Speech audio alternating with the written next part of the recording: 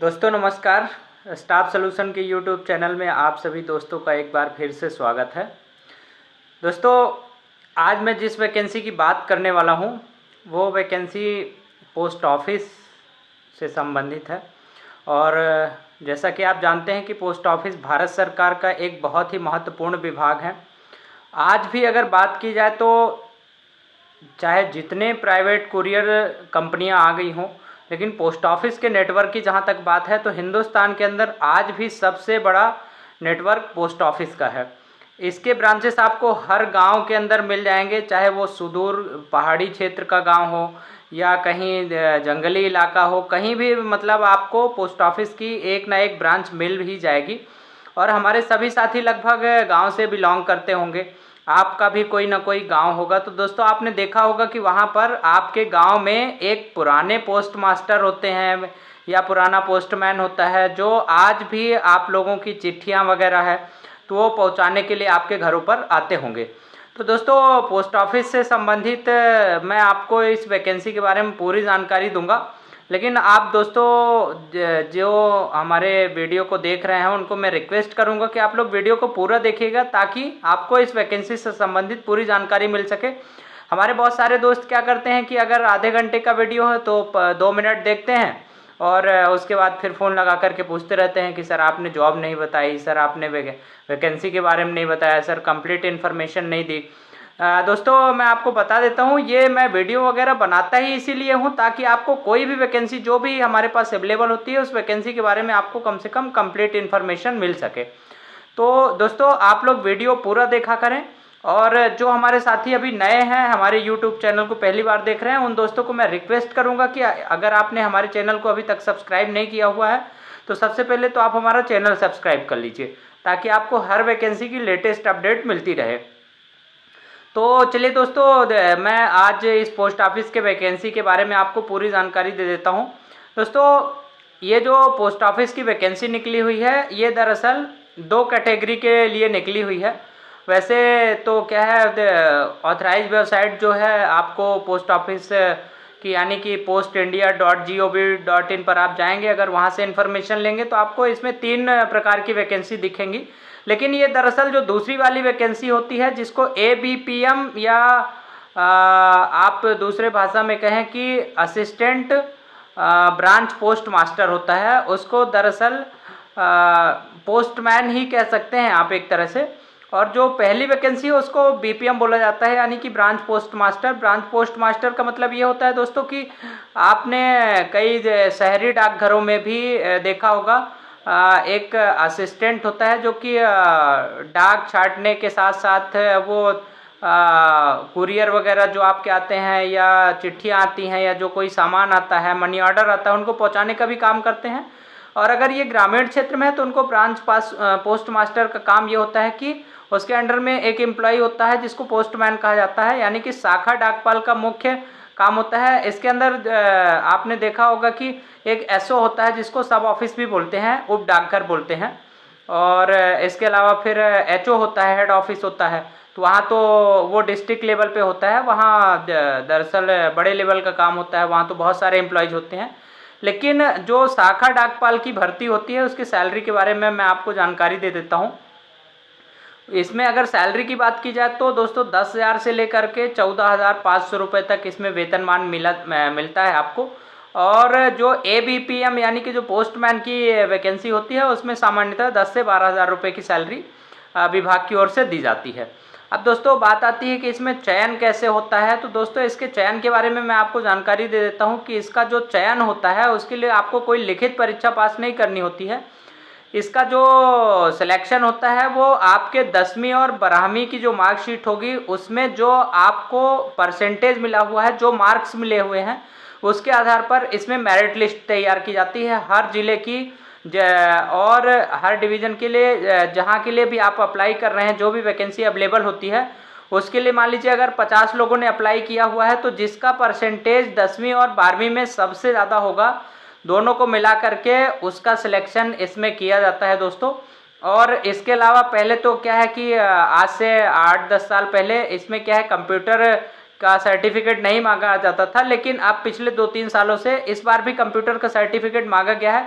इसमें मिनिमम आपको 60 दिन के प्रशिक्षण का सर्टिफिकेट देना होता है। वो जो कंप्यूटर का सर्टिफिकेट है वो आप चाहें तो किसी प्राइवेट इंस्टीट्यूट से किए हुए हों, या आपने कहीं कोई गवर्नमेंट या प्राइवेट यूनिवर्सिटी से, कॉलेज से या किसी इंस्टीट्यूट से कहीं का भी डिप्लोमा आप लगा सकते हैं इसमें कंप्यूटर का। चाहे तो आप DCA किए हैं, PGDCA किए हैं, CPCT वाले भी इसमें अप्लाई कर सकते हैं। जैसा कि आप जानते हैं CPCT मध्य प्रदेश शासन के द्वारा एक कंप्यूटर का प्रशिक्षण पाठ्यक्रम है जो कि गवर्नमेंट की तरफ से करवाया जाता है। इसमें फीस भी बहुत कम होती है। तो अगर जो कैंडिडेट CPCT किए हुए हैं वो भी इस पोस्ट के लिए अप्लाई कर सकते हैं।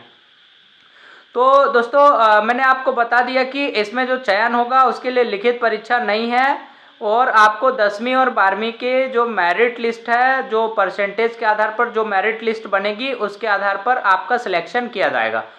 तो सिलेक्शन के लिए आपके पास एक पोस्ट ऑफिस की तरफ से कॉल लेटर आता है। उस समय आपको क्या करना होता है कि आपके पूरे ओरिजिनल डॉक्यूमेंट्स ले करके और जाना पड़ेगा जब भी आपके पास कॉल लेटर आएगा। लेकिन कॉल लेटर उन्हीं का आएगा जिनको शॉर्ट लिस्टेड किया जाता है।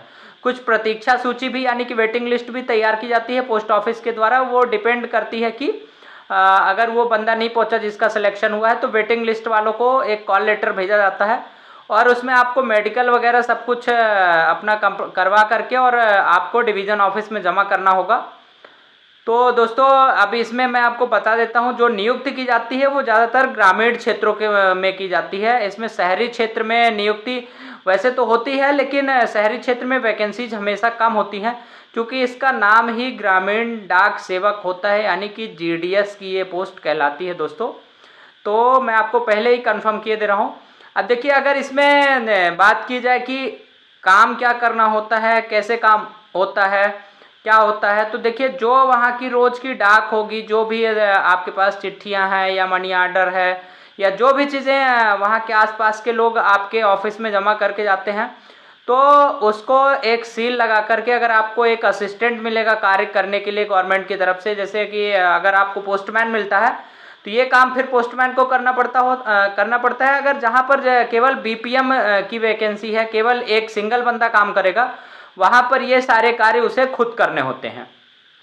अब इसमें जो मैंने आपको बताया कि 14,500 रुपये सैलरी, तो 14,500 रुपये अगर कोई 4 घंटे से ऊपर काम करता है ऑफिस के अंदर उसको दी जाती है। जहां 4 घंटे या उससे कम काम होता है, यानी कि अगर एकदम सुदूर आपकी पोस्टिंग हो गई, बहुत दूर किसी गांव में हो गई, जंगल में, दूर दराज एरिया में, तो वहाँ पे दोस्तों क्या है, काम कम होता है।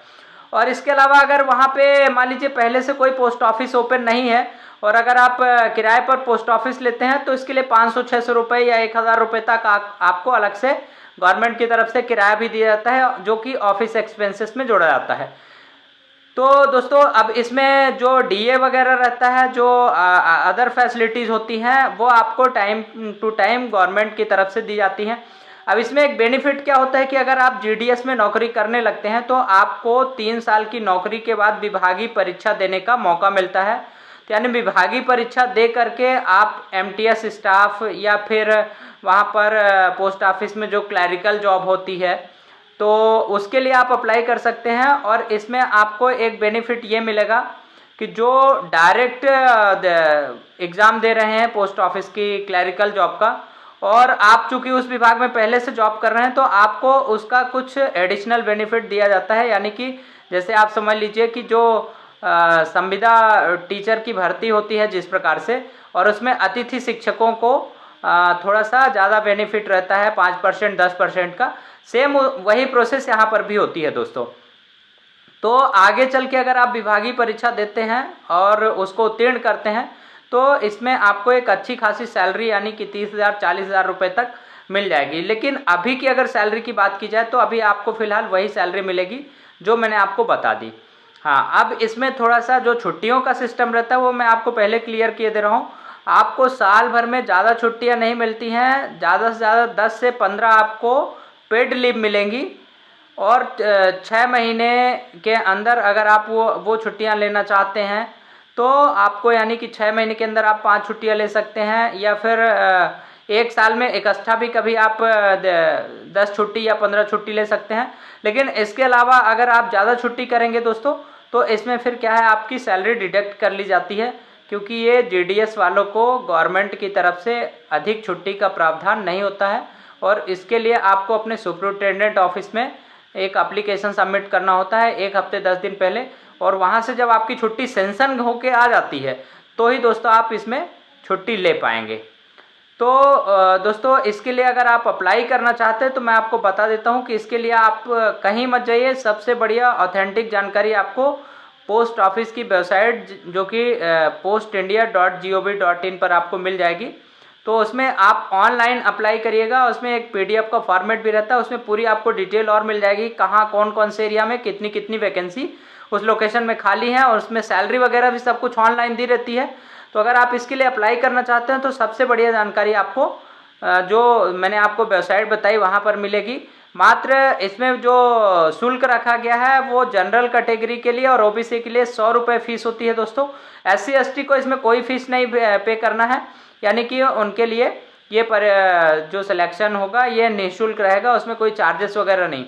हाँ, मेडिकल आपको बनवाने के लिए सिलेक्शन के बाद जिसका कॉल लेटर आएगा उसमें मेडिकल बनाने के लिए कुछ जो थोड़ी बहुत नॉर्मल चेकिंग की फीस वगैरह रहती है हॉस्पिटल में, वो उस टाइम पे आपको अलग से पे करनी पड़ेगी, लेकिन वो हॉस्पिटल का मैटर अलग रहता है।